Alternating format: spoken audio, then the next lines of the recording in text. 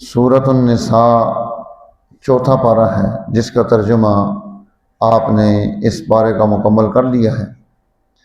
اور نساء یہ جمع ہے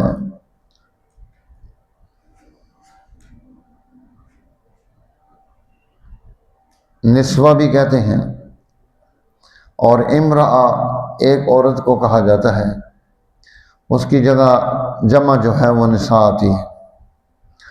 یہ صورت جو ہے خواتین کے مسائل کے متعلق ہے، اس لیے اسے النساء کہا جاتا ہے۔ اور سب سے پہلے یہاں قرآن حکیم نے رہنمائی ارشاد فرمائی ہے، یا ایھا الناس اتقوا ربکم، کیا لوگوں اپنے رب سے ڈرنا شروع کر دو، اس کا تقوی تمہارے اندر پیدا ہونا چاہیے، اس کی عظمت تمہارے دلوں میں پیدا ہونی چاہیے، اور اس کے ساتھ تمہارا یہ تعلق کیوں ہے؟ اس تعلق کی وضاحت کی ہے کہ اس نے تمہیں پیدا کیا ہے من نفس واحدہ، ایک ہی جان سے، یعنی حضرت سیدنا آدم علیہ السلام کو پیدا کیا، اور آدم سے اماں حوا کو پیدا کیا، اور پھر اس جوڑے سے اللہ تعالیٰ نے آگے مخلوقات کو پیدا کیا، بث منہما رجالا کثیرا ونساء، کہ اس سے بہت سے مرد اور عورتیں پھیلا دیں، پھیلتے پھیلتے پھیلتے پھیلتے یہ جو ہے اربوں میں پہنچ گیا، آبادی بڑھتی چلی گئی انسانوں کی۔ یہ بنیاد اس کی وہ سب سے پہلی سیدنا آدم اور اماں حوا ہیں۔ تو اس کو فرمایا واتقوا اللہ الذی تساءلون بہ والارحام، تمہیں اس سے ڈرنا چاہیے جس کا واسطہ دے کر سوال کرتے ہو ایک دوسرے سے، والارحام، اور تمہیں رحم کے بارے میں خبردار ہونا چاہیے۔ صلہ رحمی یہ ایک بنیاد ہے سوسائٹی کی، مسلم سوسائٹی کی، معاشرے کی، کہ وہ قطع رحمی نہ کریں، رشتہ داریاں توڑ نہ دیں، رشتہ داریوں کو جوڑ کے رکھیں۔ سل من قطع، جو توڑ کے رکھتا ہے تو اس سے جوڑ کے رکھ۔ واعف عن من ظلمک، اگر کسی نے کوئی زیادتی کر دی ہے خاندان میں تو اس کو معاف کر دے۔ واحسن الی من اساء الیک، اگر کسی نے برائی کی ہے تو اس کا بدلہ اچھائی کے ساتھ اس کو دے، برائی کے ساتھ اس کو بدلہ نہ دے۔ تو یہ جو ہے صلہ رحمی یہ ایک ضروری چیز ہے۔ اس لیے فرمایا قیامت کے دن اللہ کے عرش کے نیچے تین چیزیں ہوں گی، ثلاثۃ تحت العرش یوم القیامہ، ان تین چیزوں میں سے ایک صلہ رحمی بھی ہے، اور وہ اللہ کی بارگاہ میں وہاں التجا کر رہی ہوگی، الا من وصلنی وصلہ اللہ ومن قطعنی قطعہ اللہ، اے اللہ جس نے دنیا میں مجھے جوڑا آج تو اسے جوڑ دے، جس نے دنیا میں مجھے توڑا آج تو اسے توڑ دے۔ اس لیے یہ صلہ رحمی جو ہے اس کو جوڑنے کا حکم دیا ہے، کہ اللہ نے حکم دیا اس کو جوڑ کے رکھو۔ اور حضور نبی اکرم صلی اللہ علیہ وسلم نے ارشاد فرمایا کہ تم کیا کرو کہ اپنی نسلوں کو، اپنے خاندان کا تعارف کراؤ، انہیں بتاؤ، ان کے سامنے خوبیاں رکھو اپنے خاندانوں کی، اور ان کو نام بتاؤ تاکہ انہیں پہچان ہو یہ ہمارا رشتہ ان سے کیا ہے، اور اس رشتے کی عظمت کیا ہوتی ہے۔ یہ تمہارا چچا ہے، یہ تایا ہے، یہ ماموں ہے، یہ خالہ ہے، یہ پھوپھی ہے۔ یہ جو ہیں رشتے جو ہیں ان کا تعارف کرانا، یہ نانا نانی ہیں، یہ دادا دادی ہیں، خاندانی نظام اس سے آگے بڑھتا ہے۔ اور جب رشتوں کے بارے میں غلط فہمیاں پیدا کی جاتی ہیں تو اس کا نقصان یہ ہوتا ہے کہ خاندانی نظام ٹوٹنا شروع ہو جاتا ہے۔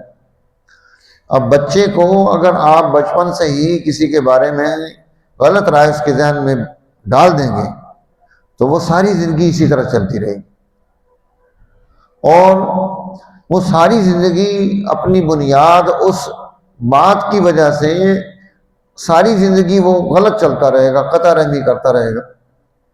اور اگر ماں نے یہ بات بچے کے ذہن میں ڈالی تھی تو اس سارے عمل کا گناہ اس کے نامہ اعمال میں لکھا جائے گا۔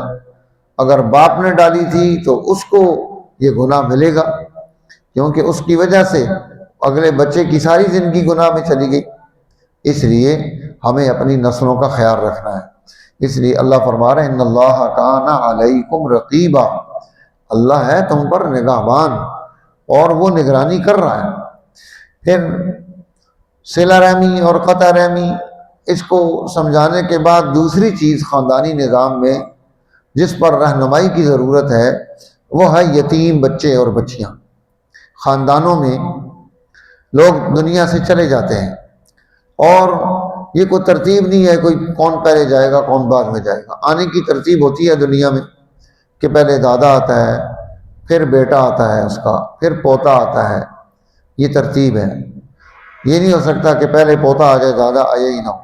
لیکن جانے کی ترتیب یہ نہیں ہے، دادا موجود ہوگا تو پوتا جا سکتا ہے، جس کا موت کا وقت آ جائے گا اس نے چلے جانا ہے، اس نے نہیں رہنا۔ جیسے ابھی آپ نے پیچھے ترجمے میں پڑھا ہے کل نفس ذائقۃ الموت، ہر ایک نے موت کا ذائقہ چکھنا ہے۔ وَنَبْلُوكُمْ بِالشَّرِّ وَالْخَيْرِ فِتْنَةً، تمہاری اچھائی اور برائی آزمائی جا رہی ہے کہ تم کیا کر رہے ہو۔ اس لیے جب کوئی یتیم ہو جائے تو ان یتیموں، چونکہ وہ سوسائٹی میں کمزور ہو جاتے ہیں، اس کا باپ اس کے سر پہ نہیں ہوتا، اس کا نگران اور ذمہ دار نہیں ہوتا، اور یتیموں کے حقوق شروع سے ہی انسانی سوسائٹی میں جب کوئی یتیم ہو جاتا ہے، بے آسرا ہو جاتا ہے تو اس کے حق مارے جاتے ہیں، اس کی زمینیں دبا دی جاتی ہیں اور اس کے ساتھ زیادتیاں کی جاتی ہیں، ان کے حقوق پامال کر دیے جاتے ہیں۔ تو اس کو قائم کرنے کا حکم دیا ہے۔ ابو جہل جو ہے وہ یہی کرتا تھا، جب کوئی آدمی فوت ہونے لگتا تو اس کو کہتا دیکھو میں تمہارے بچوں کی کفالت کروں گا، نگرانی کروں گا، خیال رکھوں گا، اور تم جو ہے نا اپنا مجھے ذمہ دار اور وکیل بنا کر جاؤ۔ اور جب وہ بنا دیتے، اس کو سردار تھا، بات لوگوں کو ماننی پڑ جاتی، تو جیسے ہی وہ فوت ہو جاتا ان کے بچوں کو، خاندانوں کو اٹھا کر گھروں سے باہر پھینک دیتے اور مال و اسباب پر قبضہ کر لیتے۔ تو فرمایا کہ یہ جو ہے انداز غلط ہے کہ یتیم اس کے حقوق چھین لیے جائیں۔ وَآتُوا الْيَتَامَىٰ أَمْوَالَهُمْ، یتیموں کو ان کا مال دے دو۔ وَلَا تَتَبَدَّلُوا الْخَبِيثَ بِالطَّيِّبِ، ہاں جی، برے مال کو اچھے مال کے ساتھ تبدیل مت کرو کہ اچھا دے کر برا لے لیا تم نے۔ وَلَا تَأْكُلُوا أَمْوَالَهُمْ إِلَىٰ أَمْوَالِكُمْ، اپنے مال ان کے ساتھ ملا کر ان کے مال مت کھاؤ۔ اور جی ہم تو نگرانی کر رہے ہیں، ہم ان کا خیال رکھتے ہیں، اس رکانی خیال ایسا نہیں رکھنا کہ ان کا مال کہیں کھا جائے۔ کیوں؟ إِنَّهُ كَانَ حُوبًا كَبِيرًا، یہ جو ہے نا یہ بڑا وبال ہے، یہ بہت بڑی مصیبت ہے، یہ بڑی آزمائش ہے۔ اور پھر بالخصوص یتیم بچیاں سوسائٹی میں رہ جائیں تو ان کی کفالت اور نگرانی کے لیے، ان کو اگلے دور میں ڈھالنے کے لیے، جب وہ بالغ ہوں، بڑی ہو چکی ہوں، تو گناہ سے بچنے کے لیے اس کا طریقہ کار سکھایا کہ تم ان سے شادی کر کے ان کو گھر میں حفاظت دے دو۔ کہ اللہ تعالیٰ نے گھر کے نظام کو چلانے کے لیے یہ نکاح رسول اللہ صلی اللہ علیہ وسلم کی سنت بنایا کہ اس کے ذریعے سے سماج اور سوسائٹی، خاندان یہ ترقی کرتے ہیں، آگے بڑھتے ہیں، میاں بیوی مل کر ایک خاندان پیدا کرتے ہیں، ایک سماج بناتے ہیں، لیکن اس لیے نہ ہو کہ ان کے ساتھ زیادتی کی جائے۔ اور مہر، یہاں جب نکاح کا حکم آیا تو مہر کا حکم بھی آ گیا کہ ان کے مہر ادا کرنے ہیں۔ عورت کا حق ہے اسے مہر دیا جائے، یہ حق مہر جیسے کہتے ہیں، نکاح کے موقع پر لکھایا جاتا ہے، یہ عورت کا حق ہے، اسے دیا جائے۔ اس لیے قرآن حکیم نے یہ بات بڑے واضح طور پر ارشاد فرمائی ہے کہ اگر تم میں سے کوئی آدمی، اچھا حق مہر میں یہ بات کہی کہ جو وسعت والا ہے ذو سعت، وہ اپنی وسعت کے مطابق دے گا، جس کے پاس کمی ہے مال کی اپنی اس کمی کے مطابق دے گا، ہر ایک اپنی ضرورت کو سامنے رکھ کر اس کو دے سکتا ہے، اور اس پر اتنا بوجھ نہیں ڈالنا چاہیے کہ وہ مہر ادا ہی نہ کر سکے، اور اس کی وجہ سے خاندانوں میں رشتے ختم ہو جائیں، رشتے آنے ختم ہو جائیں۔ کتنی پابندیاں لگائی ہوئی ہیں، اور بالکل ہی کچھ نہ لکھوانا۔ ٹھیک ہے، آپ اپنی طرف سے تو اچھا کر رہے ہیں کہ کچھ نہیں لکھوا رہے ہیں، لیکن یہ تو حق آپ کا نہیں تھا، نہ باپ کا، نہ بھائی کا، نہ کسی اور کا، یہ تو اس بچی کا حق تھا۔ تو اس لیے اس سے بھی تو پوچھا جائے کہ تیری کیا رائے ہے، کتنا حق مار ہونا چاہیے، اور پھر خاندانوں میں جو حق مار چل رہا ہوتا ہے اس کو بھی ہم بنیاد بنا سکتے ہیں کہ اس کے مطابق ہم اس کو دے دیں۔ اور پھر یہاں قرآن حکیم نے یہ بات ارشاد فرمائی ہے کہ جب تم نے شادی کی اور اس کی جگہ تم اور شادی کرنا چاہ رہے ہو، اور تم اپنی پہلی بیوی کو آتیتم احداہن قنطارا، تم ایک ڈھیر مال دے چکے ہو، فلا تأخذوا منہ شیئا، تو اس کو اس سے واپس مت لو، اتأخذونہ بہتانا، تم بہتان ناحق لینا چاہتے ہو، واسما مبینا، اور صریح گناہ حاصل کر رہے ہو۔ وَكَيْفَ تَأْخُذُونَهُ وَقَدْ أَفْضَىٰ بَعْضُكُمْ إِلَىٰ بَعْضٍ وَأَخَذْنَ مِنْكُمْ مِيثَاقًا غَلِيظًا، اور تم اس کو کس طرح سے لے سکتے ہو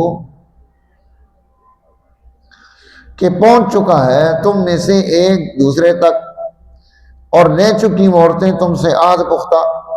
اس لیے کہا کہ اب تم جب اپنی حقوق زوجیت تم نے ادا کر لی ہے، اب اس کے بعد تمہارے لیے اچھا نہیں ہے کہ تم کیا کرو، تم جو ہے ان سے مال واپس لے لو۔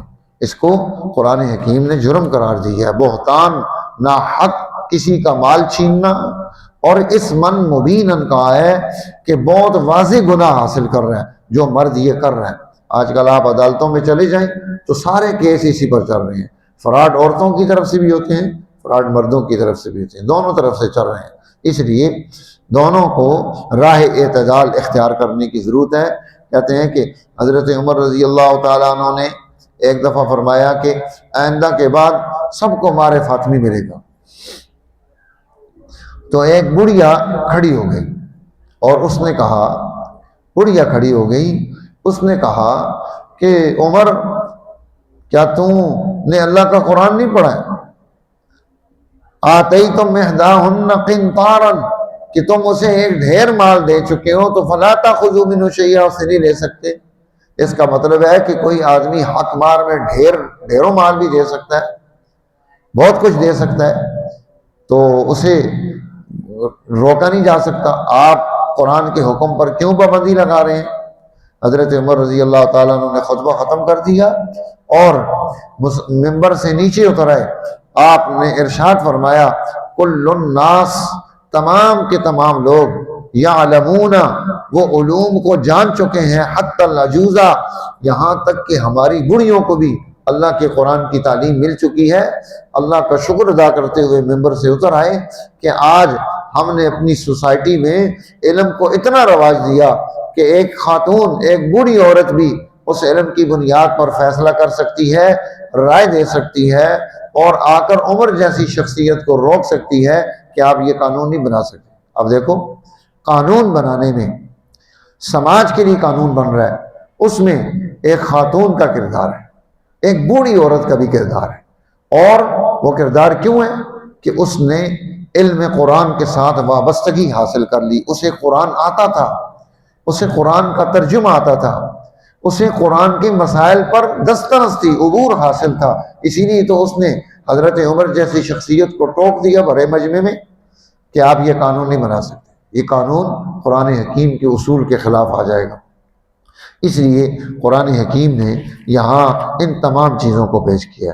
اب یہ حق مار کی بات آ گئی تھی، اس لیے اس کی گفتگو اور بھی جو تھی وہ کر دی۔ پھر قرآن حکیم نے یہاں یتیم بچوں اور بچیوں کے مال ان کی جب تک وہ بالغ نہ ہو جائیں ان کو نہ دینا، اس کی حفاظت کرنا۔ فقہاء نے اس پر کافی تفصیلات لکھی ہیں، وقت نہیں ہے کہ ان تفصیلات کا تذکرہ کیا جائے، لیکن انشاءاللہ جب آپ یہ تفصیلی درس قرآن ہمارا جو ہوتا ہے ہفتہ وار، اس میں تشریف لایا کریں۔ ہر ہفتے کو، ہر سیٹرڈے کو 11 سے 12 بجے تک درس قرآن خواتین کا ہوتا ہے، تو آپ اس میں آئیں۔ اسی طرح آپ جو علوم کی کلاسیں چل رہی ہیں اس میں خود بھی شریک ہوں، اور اس کے ساتھ ساتھ ان کلاسز میں آپ اپنی بچیوں کو بھی اس میں داخل کروائیں، تاکہ وہ علم نبوت کی اس وراثت اور میراث کو حاصل کر سکیں، جو اس پہلے دور میں تھا کہ سوسائٹی کے ہر طبقے کو وہاں پر علم سے جو ہے نا آشنا کیا گیا، روشناس کرایا گیا۔ آج بھی اس کی ضرورت ہے کہ ہم اپنی نسل کو علم قرآن کی طرف لے کر آئیں۔ اور پھر ایک مسئلہ یہاں اور بھی پیدا ہوتا ہے کہ ہمارے ہاں خاندان میں ہی جب کوئی بچی پڑھنا چاہتی ہے تو اسے کہتے ہیں تو پڑھ تو رہی ہے نا، لیکن پھر تجھے جو ہے نا یہ عمل کرنا پڑے گا، اور جو ہے نا پھر تجھے سارا کچھ چھوڑنا پڑے گا، اور فلاں فلاں کام بھی چھوڑنے پڑیں گے، شادی میں تو انہیں کوئی میک اپ بھی نہیں کرنا ہوگا۔ ہاں جی، کوئی اس طرح سے بچیوں کو ڈرایا جاتا ہے گھروں کے اندر ہی، بجائے اس کے کہ اس کو اپریشیٹ کیا جائے کہ یہ علم نبوت حاصل کرنے کے لیے بچی نکل رہی ہے، تو اس کو ایک اچھی چیز بتائی جائے، اس کو اچھی باتیں بتائی جائیں، اس کو اپریشیٹ کیا جائے کہ آپ نے بہت اچھا ڈیسیژن لیا ہے، کہ آپ کی وجہ سے سوسائٹی میں کتنے لوگ بدلیں گے۔ اب دیکھو یہ آپ کی باجی نے پڑھا ہے تو یہاں سے کتنی بچیاں ہمارے پاس پڑھ کر گئیں، آج وہ بچیاں اپنے ادارے چلا رہی ہیں، آگے وہاں دین کی خدمت ہو رہی ہے۔ تو کیا یہ چیز نہیں ہے نظر آئی؟ صرف یہی نظر آیا کہ تجھے پردہ کرنا پڑے گا۔ ایک بچی سے میری گفتگو ہوئی تو اس نے کہا نہیں پھر مجھے پردہ کرنا پڑے گا۔ میں نے کہا اللہ کی بندی، تو ابھی میرے سامنے با پردہ بیٹھی ہے نا، تو بے پردہ ہے؟ اس نے کہا نہیں میں نے پردہ کیا ہوا ہے۔ اور میں نے کہا پھر نماز پڑھنی پڑے گی، تو کیا تو اب نماز نہیں پڑھتی؟ کہتا پڑھتی ہوں۔ میں نے کہا دین حقوق کا تعارف دیتا ہے، کرنا تو سب نے ہے۔ اب آپ دیکھیں کہ ایک خاتون علم دین نہیں پڑھتی تو کیا وہ گناہ کا راستہ اختیار کر لے گی؟ وہ غلط راستے پر جائے گی، یا جائے گی تو اس کو نہیں پوچھا جائے گا کہ صرف جس نے علم دین پڑھا اسی سے پوچھا جائے گا؟ ایسی بات نہیں ہے۔ باقی دین اسلام ہماری اوپر ایسی کوئی پابندی نہیں لگاتا ہے جس کے ہم مکلف نہیں ہیں، کہ آپ اسلام آپ کو کہے کہ شادی آئی آپ بناؤ سنگار نہ کریں، نہیں، اسلام نے کوئی پابندی نہیں لگائی، کہیں بھی نہیں لگائی کہ آپ بناؤ سنگار نہیں کر سکتی ہیں۔ قرآن نے اس کی تفصیلات پیش کی ہیں کہ آپ بناؤ سنگار کس کے سامنے پیش کر سکتی ہیں، کس کے سامنے نہیں کر سکتی ہیں۔ قرآن اس پر بحث کرتا ہے، یہ نہیں کہا کہ تم جو ہے نا بناؤ سنگار نہ کرو، چھنکار کی آواز نہ آئے، یہ نہیں کہا کہ چھنکار پہن نہیں دی ہے، کہا آواز نہ آئے غیر مردوں کے سامنے، لیکن یہ نہیں کہا کہ آپ پہننا چھوڑ دو، آپ جو ہے نا وہ اچھا لباس پہننا چھوڑ دو، آپ اپنے آپ کو اچھا کرنا چھوڑ دو۔ اسلام نے کہیں ایسی کوئی پابندی نہیں لگائی ہے، یہ اسلام پر الزام ہے۔ اسلام تو دین اعتدال پر ہے، اس نے تو ساری زندگی رہنا ہے، قیامت کی صبح تک دنیا کی ساری قوموں کو دین نے رہنمائی دینی ہے، تو کیا ہم اس کو اتنا پابند بنا دیں گے کہ لوگ اس میں داخل ہی نہ ہوں، اس کو اختیار ہی نہ کر سکیں؟ تو سوسائٹی کے ہر طبقے کو علم نبوت کے ساتھ تعلق پیدا کرنا ہے، اور جو لوگ چاہتے ہیں، جو بچیاں تیار ہو جاتی ہیں، پہلے تو ان کو تیار کیا جائے، جب تیار ہو جائیں تو پھر انہیں اپریشیٹ کیا جائے، انہیں ان کی خوبیاں دکھائی جائیں کہ انشاءاللہ آپ جب علم پڑھیں گی تو آپ کا یہ فیض چلے گا، اس سے آپ کو سوسائٹی میں انسانوں کی خدمت کا موقع ملے گا، دین کی احیاء کا آپ ذریعہ بن جائیں گی، اور آپ سے لوگ مسائل پوچھ کر عمل کریں گے، آپ کے لیے نجات کا ذریعہ بن جائے گا۔ آپ نے اس پر خوب محنت کرنی ہے، اس لیے ہماری مائیں بہنیں بچیاں خواتین سب مل کر علم نبوت کے اس سلسلے کو آگے بڑھانے میں آپ نے ہماری مدد کرنی ہے، ہمارے مددگار بن جائیں، جس طرح حضرت سیدنا عیسیٰ علیہ السلام نے فرمایا تھا نا، من انصاری اللہ، کون میری مدد کرے گا؟ قال الحواریون نحن انصار اللہ، حواریین نے کہا تھا کہ ہم آپ کے مددگار ہوں گے، ہم اللہ کی مدد کریں گے، ہم اللہ کے دین کو آگے لے کر چلیں گے۔ اور انہوں نے پھر کردار ادا کر کے دکھایا۔ اس لیے آپ نے انصار بن کر، اس طرح مدینہ کے انصار نے کردار ادا کیا، احیاء دین میں انصار مدینہ کا عظیم کردار ہے، بڑی قربانیاں ہیں۔ ابھی وقت نہیں کہ میں اس موضوع کی طرف چلا جاؤں، تو اس لیے آپ نے انصار بن کر دین کی خدمت کرنی ہے، اور یہاں بہت سارے لوگوں کو دین کی طرف متوجہ کرنا ہے۔ تو جتنی ہماری بچیاں بیٹھی ہیں، جتنی خواتین بیٹھی ہیں، آپ سب نے کوشش کرنی ہے کہ ہر ایک خاتون اور بچی، وہ ایک خاتون اور بچی کو جس نے میٹرک کے ایگزام دے دیے ہوں یا 9th میں ہو، اس کو تعارف کرائیں کہ آپ یہاں ادارہ تعلیمات شریعہ میں آپ آ کر علم نبوت حاصل کریں، اور اس کے لیے کوشش کریں۔ اب آپ جب غور کریں گے کہ آپ کے خاندان میں، آپ کے گھر کے اندر، آپ کے جو ہے نا گرد و نواح میں کون سے لوگ ایسے ہیں جنہیں اس کام کے لیے ہمیں راغب کرنا ہے۔ اسی طرح الحمدللہ یہاں حفظ القرآن کی کلاس بڑی اچھی چل رہی ہے، اس میں جو ہے ہم بری رہنمائی کے ساتھ کام کرتے ہیں، بلکہ کیمرے بھی لگائے ہیں، اور تاکہ ہمارے سامنے سارے معاملات بھی سارے چلتے رہیں، اور جو ہے نا بچوں کی اچھی تربیت ہو، نگرانی کا نظام ہو۔ اسی طرح اس سال، پچھلے سال ہم نے قیام اللیل کیا تھا آخری 10 دنوں میں حفاظ کرام کے لیے۔ اس سال ہم ادارے میں ہی حفاظ کرام کے لیے 10 دن کا اعتکاف کا پروگرام بھی بنا رہے ہیں، کہ جتنے بچے حافظ ہیں یا جو لوگ پہلے حفظ کر چکے ہیں اور ان کو قرآن یاد نہیں ہے، وہ یہ 10 دن ہمارے ساتھ شامل ہوں، اور شامل ہو کر وہ قرآن حکیم کے ساتھ اپنا جوڑ اور انس پیدا کریں۔ اور پھر ہر مہینے میں 3 دن جو ہے، جو پہلی تاریخوں میں جو جمعہ، ہفتہ اور اتوار آتا ہے، یہ 3 دن وہ ہمیں دیں۔ جمعے کو شام کو آ جائیں، ہفتہ اور اتوار رات دن یہاں قیام کریں، اور 3 دن میں ایک قرآن حکیم کم از کم وہ جو ہے نا 10 پارے روز کر کے ہم ان کو مکمل کروائیں، تاکہ مہینے بھر میں ان کا کوٹا پورا ہو جائے۔ جو بچے اسکول پڑھتے ہیں، جو زیادہ ٹائم نہیں دے سکتے، وہ ہمیں سال میں 10 دن دے دیں، اور ہر مہینے میں 3 دن ہمارے پاس لگا لیں، تو انشاءاللہ ہم ان کو قرآن حکیم درست کرا دیں گے، اور ساری زندگی پھر وہ قرآن کا مسئلہ ان کا حل ہو جائے گا۔ یہ ہم پلاننگ کر رہے ہیں، جو آپ کی نگاہ میں ہوں حفاظ کرام، ان کو متوجہ کریں کہ وہ ہمارے اس سلسلے میں شامل ہو جائیں۔ انشاءاللہ تا حیات وہ قرآن حکیم کے ساتھ جڑے رہیں گے، یہ بھی بڑی سعادت ہے۔ پھر قرآن حکیم نے 11 رہنمائی دی ہے، مسائل بیان کیے، اور اس میں جو اہم مسئلے ہیں ان میں سے اللہ تعالیٰ نے وراثت کے مسائل کو پیش کیا ہے۔ وراثت کے مسائل کو، یوصیکم اللہ فی اولادکم للذکر مثل حظ الانثیین، کہ اللہ تمہیں تمہاری اولاد کے حق میں حکم دیتا ہے، وصیت کر رہا ہے کہ للذکر مثل حظ الانثیین، ایک مرد کا حصہ 2 عورتوں کے حصے کے برابر ہے۔ جتنا 2 عورتوں کو ملے گا اتنا ایک مرد کو ملے گا۔ اور اس پر بھی سوشل میڈیا پر اور مستشرقین نے اس پر بڑی بحث کی، دیکھو جی عورت کو 1 حصہ دیا جا رہا ہے، مرد کو 2 حصے دیے جا رہے ہیں، عورت کے ساتھ زیادتی ہو رہی ہے، عورت کے حقوق ہونے چاہیے، حقوق کے نام پر عورتوں کو جو ہے نا وہ ورغلانا شروع کر دیا۔ حالانکہ عورت کے ذمہ گھر کے امور اور خرچے نہیں ہیں، یہ مرد کے ذمہ ہیں، اسی نے چلانے ہیں۔ اس کے باوجود عورت کو بھی مرد کو حصہ مل رہا ہے، یہاں سے عورت کو 2 طرف سے حصہ ملتا ہے، جو ہے نا اس کو اپنے ماں باپ کی طرف سے بھی حصہ ملتا ہے، اور شوہر کی طرف سے بھی حصہ مل جاتا ہے۔ اور باقی قرآن حکیم نے اس کی تفسیرات پیش کر دی، اور رسول اللہ صلی اللہ علیہ وسلم نے اور علماء دین نے اس پر کافی تفصیل کی کہ جو ہے نا حصوں کی ترتیب کس طرح سے ہوگی، ان ساری چیزوں کو پیش کر دیا۔ فَإِن كُنَّ نِسَاءً فَوْقَ اثْنَتَيْنِ، اگر عورتیں 2 سے زیادہ ہیں، فَلَهُنَّ ثُلُثُ مَا تَرَكَ، ان کے لیے 2/3 ہو جائے گا۔ واحدۃً، ایک عورت ہے، فَلَهَا النِّصْفُ، تو آدھا مل جائے گا۔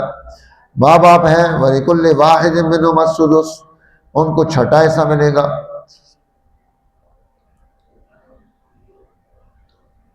اگر جو ہے نا وراثت میں، اب اس کی ساری تفصیلات ہیں، قرآن حکیم نے ان تفصیلات کو پیش کیا ہے، تو وراثت کو صحیح طریقے سے تقسیم کرنا، وراثت کے مطابق ہر ایک کو اس کا حق دینا، اس کے مسائل کو پوچھ کر اس پر عمل کرنا تاکہ کوئی زیادتی نہ ہو کسی کے ساتھ، قرآن حکیم ہمیں یہ رہنمائی دیتا ہے کہ ہم نے اس کو اختیار کرنا ہے۔ اللہ تعالیٰ ہمیں دین کی سمجھ اور جو ہے عمل کا جذبہ نصیب فرمائے تاکہ ہم دنیا میں بھی سرخرو ہوں، آخرت میں بھی سرخرو ہوں۔